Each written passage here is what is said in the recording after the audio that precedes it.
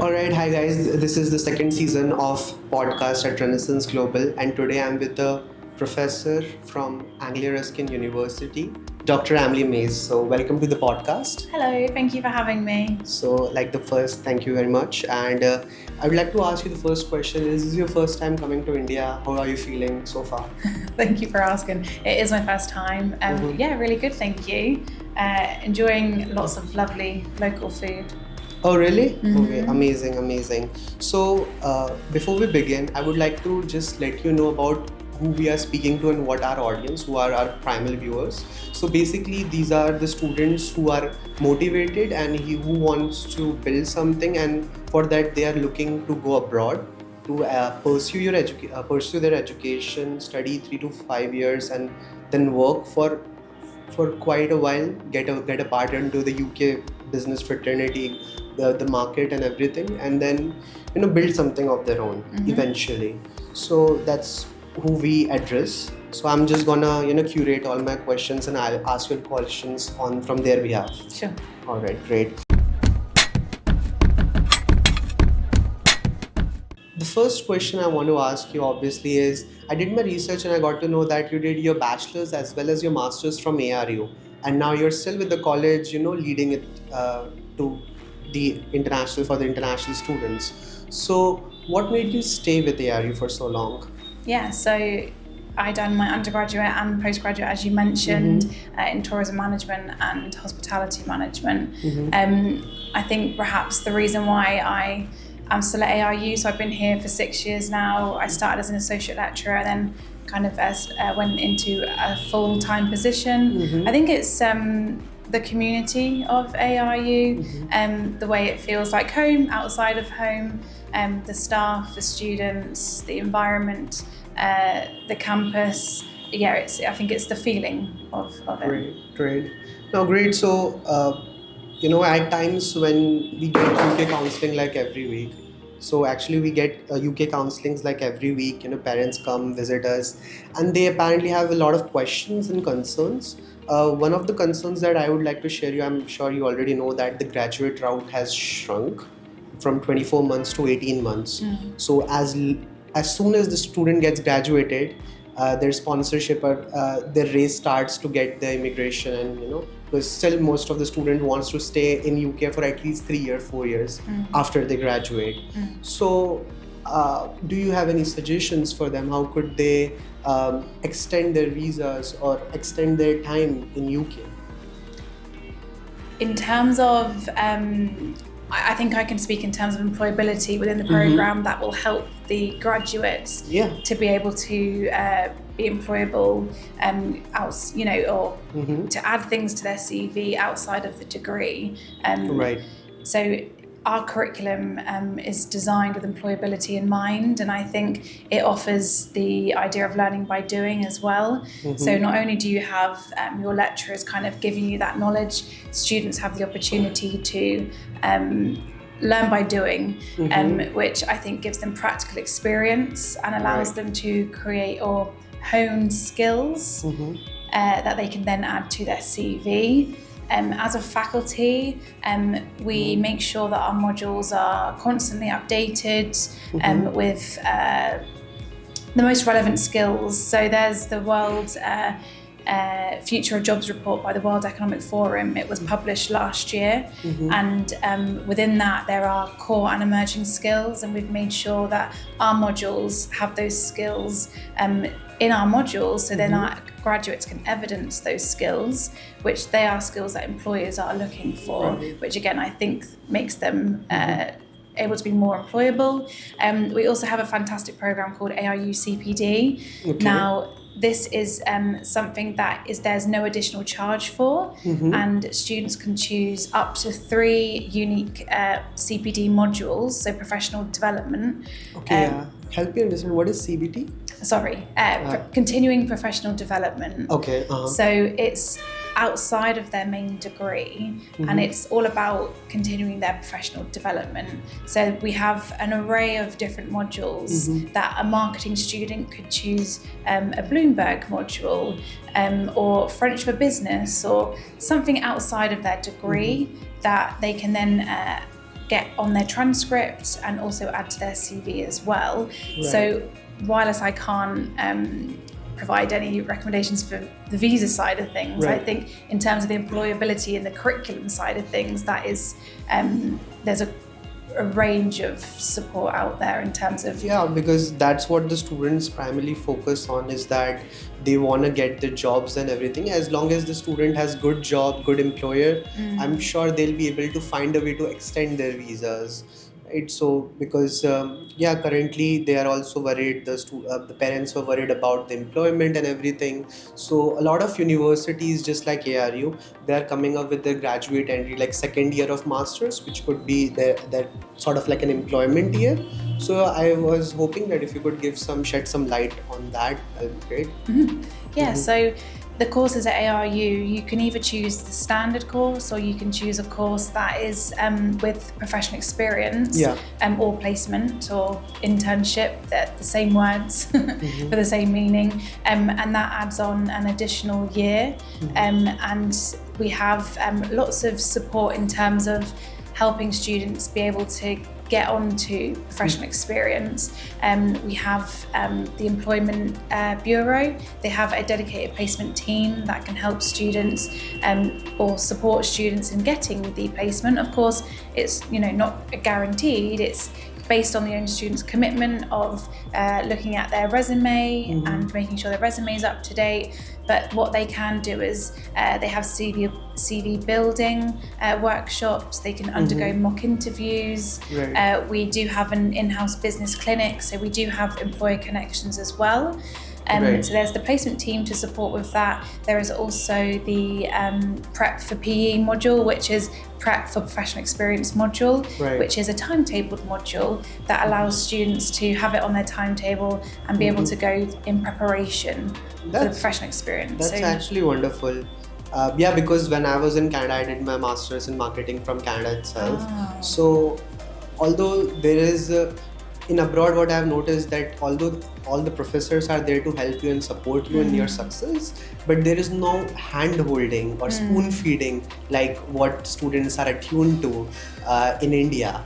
So there has to be some level of initiative which has to come from the students themselves. Since you teach branding, since you have taught branding and marketing, how would you address a 21-year-old, 22-year-old that how could they brand themselves, sell themselves to employers? Do you have any suggestions for that? That's a good question. I think there's a range of different ways. I think from the moment if they were to join ARU, there's a range of different support the university offers to help them work out their own personal brand management. It could be through, as I mentioned, the ARU CPD modules. I think depending on their interests, they can really build that kind of portfolio of continuing professional development. We also really,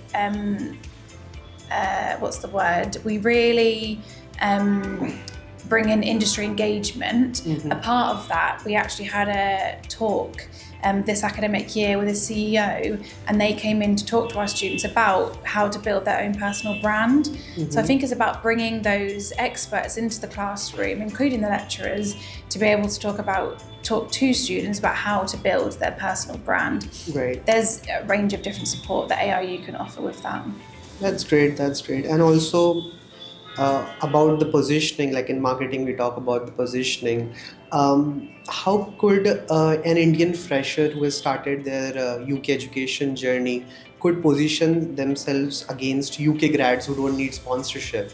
So do you have any suggestion for that? How could they put in the extra effort? So I think it's a case of, there needs to be that commitment there, and you're absolutely right that once they graduate, there might be 1,000 people applying for their same job. And it is about how do you make our students or that particular student stand out against the crowd. And again, I don't want to repeat what I've already mentioned, but there's obviously a range of different ways in which ARU can help support the student to add things onto their CV that perhaps other graduates may not have. I think the learning by doing, they can evidence that they have experience, because I think employers nowadays aren't just looking for the degree, they're looking for the experience that the student can bring to the role. Right. The learning by doing concept allows students to gain that experience that they can add on to their CV. If they were to, again, I think, do the additional curriculum stuff, like the CPD modules, they're, the other students applying for that graduate job, they may not have that extra kind of knowledge that the student may have. Right. Makes sense. Makes a lot of sense. So, yeah, I am almost done with all my questions. Now I would like to make it a little bit fun for you. I have 2 activities for you, where the first activity is basically rapid fire, where I'll give you one word or one line, and you can just pick either of them. Yeah, let's go. All right. So, Cambridge or London for students, which one do you think is better? Oh, well, definitely Cambridge. Nice. Coffee or tea to survive a UK winter? Ooh, that's a good one. I would probably go with a cup of tea. All right, nice. LinkedIn or in-person networking? I think they both have their merits. Again, this is something ARU can offer as well in terms of networking events. But yeah, they both have their merits. But if you had to pick one? In person. All right. Instagram or LinkedIn for job hunt? I think that's pretty simple. Instagram or LinkedIn. Like some people for like the creative industries, like the people who go for filmmaking or that, they try to connect people on Instagram. So yeah, maybe, but you tell me which one was more ideal. For me, I would probably say LinkedIn, but yeah, I think it may depend on the person. Of course. Group projects or solo assignments? Ooh. Again, they both have their merits, they both have their place, but what do I prefer? I don't know why that's so hard to answer. It's for you, like as a student, if you could recall your time when you were a student, which things you would prefer for you? Again, I think they both have their merits. In terms of group, you get to work and build that teamwork skill. Right. But of course, the solo assignment does have its own merits. But I'll go with group, team working. All right. And your favorite spot on the Cambridge campus of ARU? Oh, maybe swimming. We have a swimming pool very close to the campus. So. Oh, great. ARU in one word? Oh, it's like a family. It's like a home away from home. Oh. That wasn't one word. Okay, family. Family, yeah. Then. Nice. Fantastic. And now we have the second activity, which is who would you rather? So I'll give you 2 options, 2 scenarios, and you have to choose one. And you have to just explain in 1 or 2 lines why did you choose that. Okay. Alright, so the first is dream job in a city you dislike or okay job in your dream city? Ooh, dream job in a city I dislike because I could commute. Oh, of course. I got by it.